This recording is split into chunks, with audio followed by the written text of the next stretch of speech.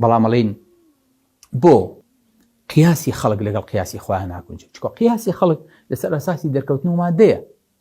وقال لهم نبيهم إن الله قد بعث عليكم طالوت ملكا قالوا أنى يكون له الملك علينا ونحن أحق بالملك منه ولم يؤت سعة من المال.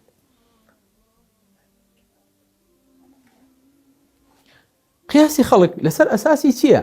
قياسي خلق لسر أساسي دەوڵەمەندی و ناسین و قووەت و جسم و دەرکەوتن و ناوبانگ و شەرەف و لەسەر ئەمەیە. بۆ ئەگەر ئەم کارانە بینە دەستی بەشەر دەی بینە دەست عەقڵی ئینسانەکان ئەچینەوە سەر پرۆسەکەی بەنی ئیسرائیل لە کاتێکا وتیان ئەلەم تەڕە إلى المەلەئی من بەنی ئیسرائیل إذ قالوا لنبي لهم ابعث لنا ملكا نقاتل في سبيل الله قال هل عصيتم إن كتب عليكم القتال ألا تقاتلوا قالوا وما لنا ألا نقاتل في سبيل الله وقد أخرجنا من ديارنا وأبنائنا فلما كتب عليهم القتال تولوا.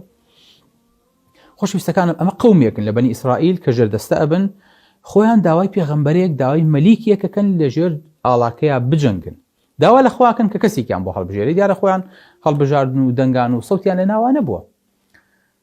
قالوا أنى يكون له الملك علينا ونحن أحق بالملك منه. چی يعني چی؟ لە کاتێکا پێغەمبەرەکەیان پێیان ئەڵێ إن الله قد بعث لكم طالوت ملكا. طالوت کابرایەکی دەشتەکی شوان چۆن ئەبێ بە مەلیک بەسەر ئەمانەوە، چۆن ئەبێ بە گەورە بەسەر ئەمان؟ قالوا أنى يكون له الملك علينا ونحن أحق بالملك منه ولم يؤت سعة من المال. چۆن ئەبێ ئەو گەورە سەرکردەمان بێ لە کاتێکا ئێمە لەو دەوڵەمەندتری و لەو چاکترین.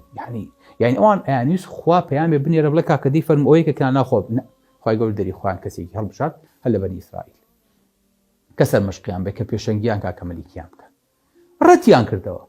لەبەرەوە خۆشەویستەکانم ناکرێت حسەی پێغەمبەرایەتی هەڵبژاردنی پێغەمبەرایەتی بخەینە دەنگدانەوە، بخەینە ناو پەرلەمانە، بخەینە ناو انتخاباتەوە، خەڵک سەوتی بابا کاکە شێتان بەڵە بیکەم بە پێغەمبەر لە ناوتانە.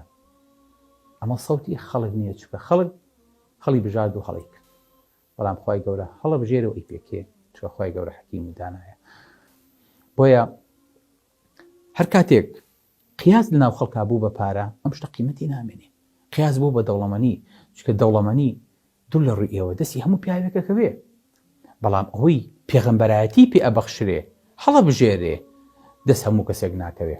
خوای گەورە فێرمێ الله يصطفي من الملائكة رسلا ومن الناس. خوای گەورە لە ناو مەلایکەتا پێغەمبەر یان لەناو مەلایکەتا پێشەنگ هەڵە بژێرێ، خەڵکیان چاکەکانیان هەڵە بژێرێ. بۆ نمونە جبریل بینی نوێنەری مەلایکەتەکان لای خوای گەورە، باش خۆمانە تاوان ناکەن، بەڵام هەندێکیان تەفزیل داوە بەسەر هەندێکی ترە خوای گەورە داوێتی، هەتا لە باڵەکانیان ئاجیاوازیان هەیە. بۆیە پێغەمبەرانیش بە هەمان شێوەن. ومن الناس خوای گەورە ناو خەڵکیشا پێغەمبەر هەڵە بژێرێ بەو شێوەی کە خۆی ئەیەوێ. بۆیە خوای گەورە لە هەموو کەسێ زاناترە، بۆیە فەرمێ الله أعلم حيث يجعل رسالته. خوای گەورە باشتر ئەزانێ پەیامەکەی ئەدا بچێ وەچی هەڵە بژێرێ بۆ ئەم پەیامە.